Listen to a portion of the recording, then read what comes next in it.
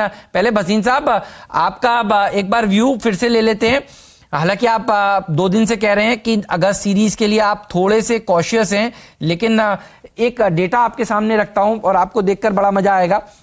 Data ये कहता है कि अगर कोई एक सीरीज में गिरावट होती भी है तो उसके बाद देखिए बाजार बाउंस दिखा देते हैं। अगस्त में अगर थोड़ी बहुत कमजोरी आती है, क्या इस मौके को फिर इन्वेस्टमेंट के लिहाज से अच्छे स्टॉक्स चुनने के लिए, खरीदने के लिए यूज करना चाहिए? आपकी राय क्या है? डॉक्टर साहब वो डेटा लाइए जिसमें हम लोग दिखा रहे हैं कि पिछले कुछ महीने कैसे रहे शेयर बाजारों के लिए। तो आप अगर देखेंगे डॉक्टर साहब वो पूरा प्लेट लाइए कि अगस्त की जुलाई की सीरीज कैसी रही है, जून की सीरीज कैसी रही है, मई की सीरीज कैसी रही है। तो ये देखिए ये डेटा आपको बता रहा है कि निफ्टी ने किस तरह का प्रदर्शन दिखाया है। तो ये रिटर्न्स आपके सामने आ रहे हैं। हमने देखा है बीच में एक आध महीना अगर ढीला रहा है शेयर बाजारों के लिए तो देखिए बाजार जो है वो तेजी से आगे चलकर बाउंस बैक कर गई। ये वो सही प्लेट नहीं है डॉक्टर साहब जो आप दिखा रहे हैं, कोई बात नहीं, वो उसको लाते हैं वापस फिर से। लेकिन भसीन साहब बताइए, क्या इन्वेस्टमेंट के लिए बढ़िया सीरीज हो सकती है? हाँ देखिए हेमंत जी, आपने बहुत अच्छी टिप्पणी की कि वेट फॉर द फॉल। जैसे मैंने कहा, मैं फिर से दोहरा रहा हूं, 4 महीने से we have been extremely positive bullish. आज की डेट में मैं एज ए डिस्क्लोजर बताता हूं, I am sitting on maximum cash और कैश रेस करूंगा। I am not going with the point of buying the fall in August. I will wait for the 15th of August, but I am very very pessimistic on August. मुझे लगता है all good news जो मार्च अप्रैल मई में सबसे ज्यादा negative position FIIs की थी, अब वो सबसे ज्यादा पॉजिटिव है। So they are the perfect barometer of greed and fear. When they are fearful you should be greedy, when they are greedy you should be fearful. So this is the time to raise cash. और आपने सही कहा है, अगर 1 महीने का blip आएगा, जो मैं भी कह रहा हूं 1 महीने का ब्लिप है, तो आपको क्या लेना चाहिए। लेकिन अगर आपके पास कैश है या आपने रेस कर रखा है हेज अपना, तभी आप ले सकते हैं हेमंत जी। ये कहना आसान है, अगर 11,200 से आप उदाहरण के लिए 10,200 चले गए, वहां पे लोगों को घबराहट होती है। इस कारण से अगर आप सिस्टमैटिकली करना चाहते हैं तो अगले 12 हफ्ते का सिप कीजिए। But again I reiterate, don't by the fall in this month of August. Wait for the market to give you more opportunities. There is much more downside than I am expecting, and I am very very sure that you should be in cash at least for the major part of August. It will be an opportunity, but we have to wait for prices to come to our levels. तो ये देखिए, ये वो data doctor साहब ने अब देखिए फिर से जो दिखाया, ये वो डेटा आपको सजेस्ट करता है पिछले 5-6 सीरीज का अगर आप एनालाइज करें तो आप देखेंगे कि एक आध सीरीज में दबाव हो सकता है। तो जो भसीन साहब आपको कह रहे हैं कि ऐसा करेक्शन आ सकता है, तो आया है। आप देखिए मई में 370 पॉइंट की गिरावट थी, उसके बाद फिर जून में 800 पॉइंट की तेजी हुई, जुलाई में 800 पॉइंट निफ्टी ने और गेन किया। अगस्त वाला भी हम भर देंगे यहाँ पर। और अगर आप पहले देखें, मई से पहले का डेटा भी डॉक्टर साहब दिखाइएगा, तो आप देखिए एक अच्छी रैली देखने को मिली थी मार्च के लोज से अप्रैल में, और उसके बाद फिर मई में थोड़ा बहुत करेक्शन भी देखने को मिला था। तो करेक्शन आ सकता है, ये मत सोचिए कि आ नहीं सकता, लेकिन अगर आता है तो फिर आपको अच्छे स्टॉक्स के बारे में सोचना चाहिए। भसीन साहब हमारे साथ हर हफ्ते हर रोज जुड़ते ही हैं। भसीन साहब आपको बताएंगे कब करेक्शन पूरा हो चुका है। लेकिन भसीन साहब आपने थोड़ा सा हमें डरा दिया है, ये बताइए कितनी करेक्शन आ सकती है? और ठीक भी है, आप क्वेश्चन दिखा रहे हैं, कितनी करेक्शन आ सकती है आपके लिहाज से शेयर बाजार में इस सीरीज में? इंडिया के नंबर 1 ब्रोकर जीरोधा के साथ जुड़िए, जहां पर आपका ब्रोकरेज कुछ भी नहीं लगेगा। ब्रोकरेज लगेगा तो सिर्फ इंट्राडे ट्रेड में, वह भी सिर्फ 20 रुपए। तो दोस्तों, अकाउंट ओपनिंग की लिंक डिस्क्रिप्शन में है, जाइए लिंक पर क्लिक करके जीरोधा में अकाउंट ओपन कराएं। नहीं हेमंत जी, वो तो टाइम से ही पता लगेगा, बट मुझे लगता है now we are at very frothy levels. All good news is in the price. आपने देखा है कल जो जीडीपी के आंकड़े हैं, चाहे जर्मनी है, यूएस है, 50 साल में जो नहीं हुआ वो हो रहा है, और उसकी rebuilding is not going to be easy. आपने देखा है इंडिया में भी the government is strapped to even pay the GST dues. तो मैं नेगेटिव परसेप्शन पे नहीं जा रहा, markets have climbed a lot of wall of worry, but this is the month of being status quo. आपको थोड़ा सा रुझान रखना पड़ेगा, डोंट चेस द रैली। यहाँ पे रिस्क रिवॉर्ड आपके फेवर का नहीं है। मैं तजुर्बे से बता रहा हूं आपको, मैंने बहुत मार्केट देखी है और हर बारी मैं भी ऐसे ही गलत ट्रैप होता था। So don't trade this. 8, 8.5, 9,000 पे आपके पास कंफर्ट लेवल था, 11,200 पे आपके पास कंफर्ट लेवल नहीं है। अगर यहां से 500 पॉइंट की फॉल आया, आपसे उस तरह से बर्दाश्त नहीं किया जाएगा। तो एक कॉशन भी है, थोड़ा सा एप्रीहेंशन भी है, थोड़ा तजुर्बा है कि raise cash, they will be better opportunities to buy and we will take it as it comes. ये तो कैश रेज करिए, ये राय भसीन साहब की। सतपुते जी बताइए, आप कैसे अप्रोच करेंगे इस सीरीज को? और आप भसीन साहब कुछ शॉर्ट के आइडियाज हैं क्या आज आपके पास? क्योंकि मैं कल भी सुन रहा था आपको आखिरी सौदा में 3 बजे जो आप भसीन जी के भरोसेमंद शेयर बताते हैं, वहां पर आपने शॉर्ट के कॉल्स दिए थे। बताइए आज के बाजार में ट्रेड कैसे करेंगे? आपने ये तो बता दिया कि अगस्त सीरीज पर आपका व्यू क्या है, लेकिन ट्रेडिंग के मौके कहां पर आपको नजर आ रहे हैं? हेमंत जी, पहले तो बताऊं, लास्ट वीक आपको 2 हमने बहुत ब्रिलियंट फार्मा स्टॉक्स लेके दिए थे और दोनों बहुत आउट परफॉर्म किए। आपको याद है 72-73 में सन फार्मा दिलाया था 500 का टारगेट, कल वो 509 बिका है। और 357 रुपए में आपको कैडिला दिखाया, वो 368 बिका है।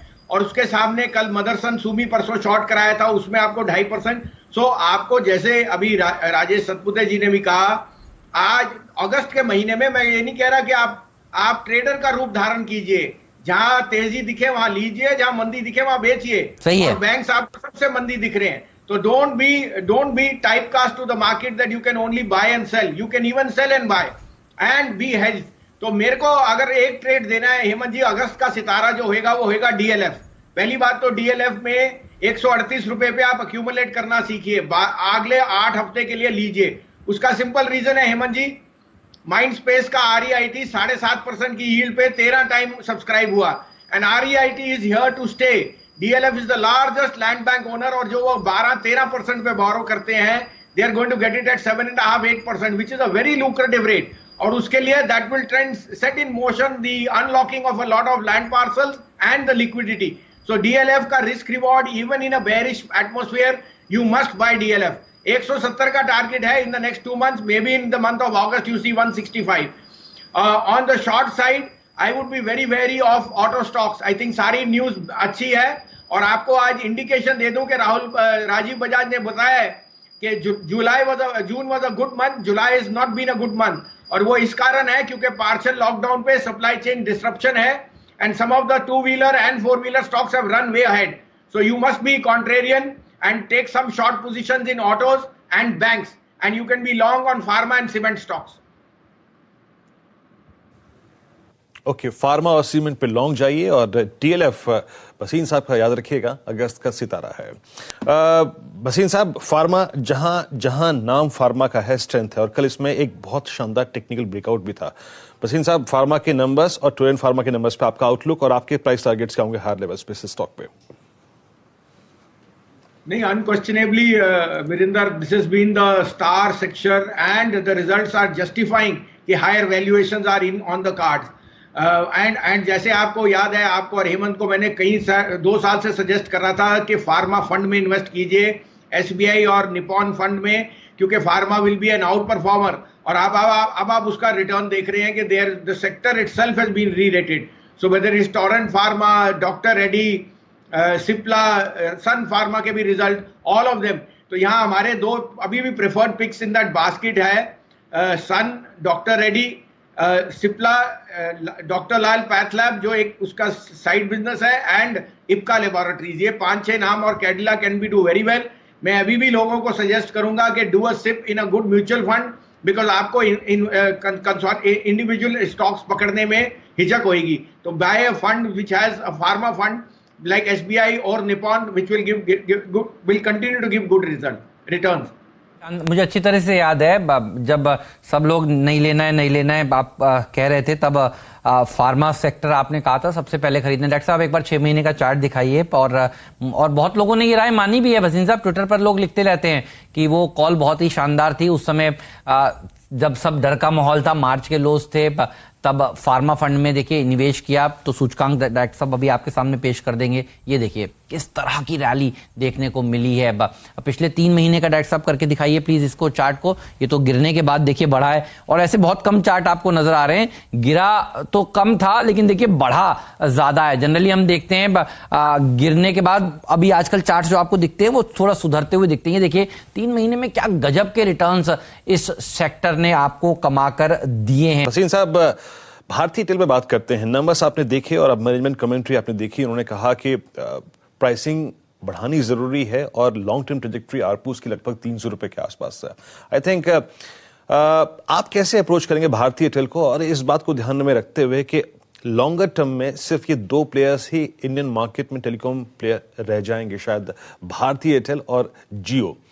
आपकी राय क्या है? प्राइस ऑफ दिस रेंज 580, 560, 650, इस रेंज में आपकी अप्रोच क्या है भारतीय एयरटेल पे? अभी 552 के स्तर पे हल्का सा अगर आप देखें टेक्निकली कमजोर पड़ता हुआ स्टॉक।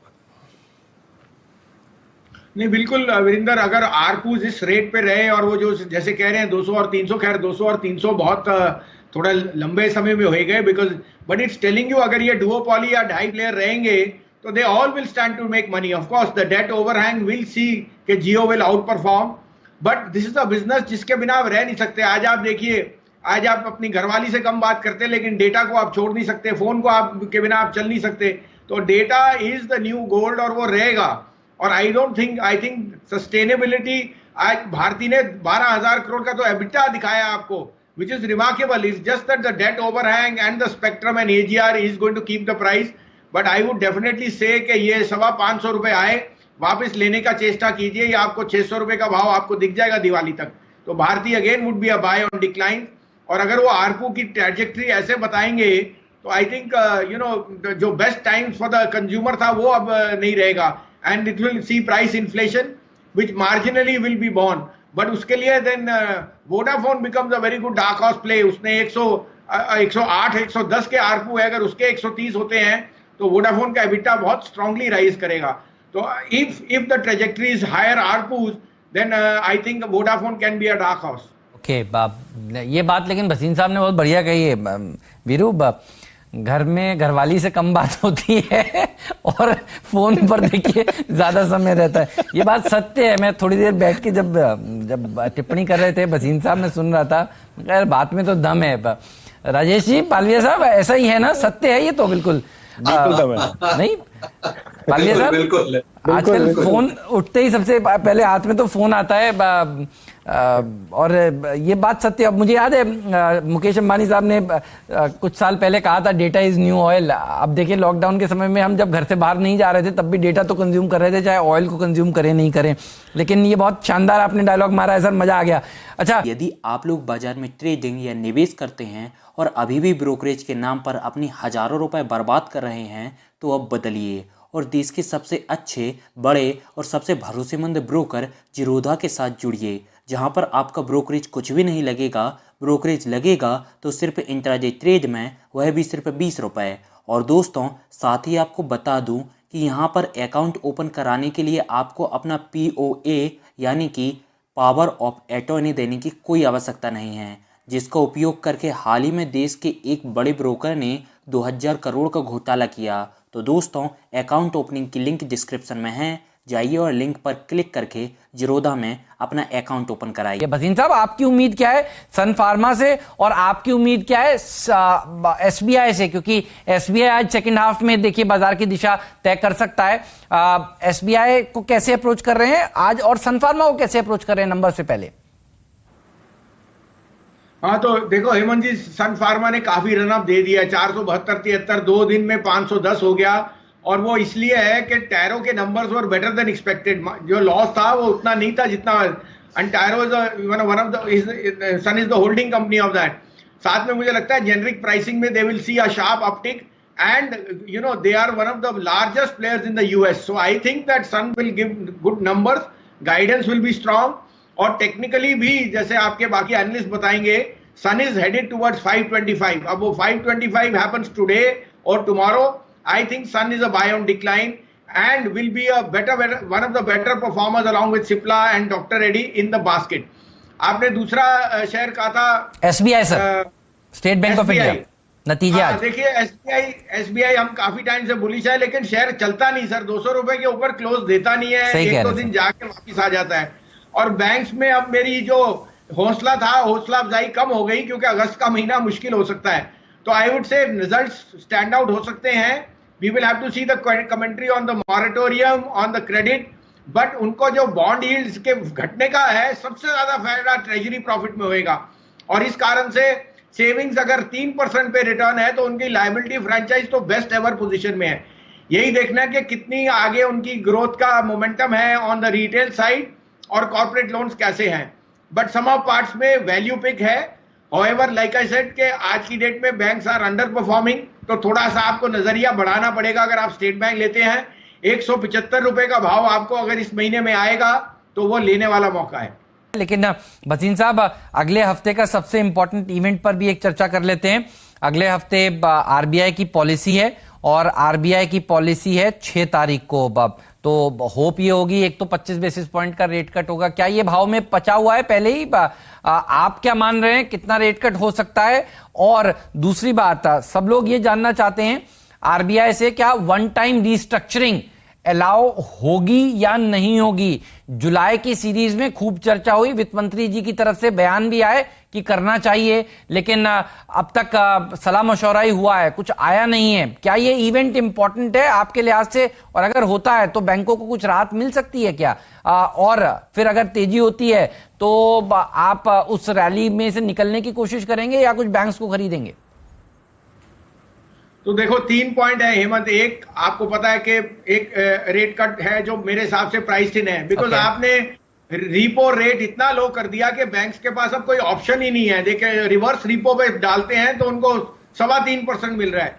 दूसरी बात, liquidity is not a problem. Secondly, moratorium, सबसे बड़ी बात जो होगी वो वर्ड एम है कि मॉरेटोरियम की एक्सटेंशन ना हो, and that will be what the street does not want. अगर मॉरेटोरियम एक्सटेंशन होती है, it again increases the viability of low liquidity और फिर पेसिमिज्म आती है।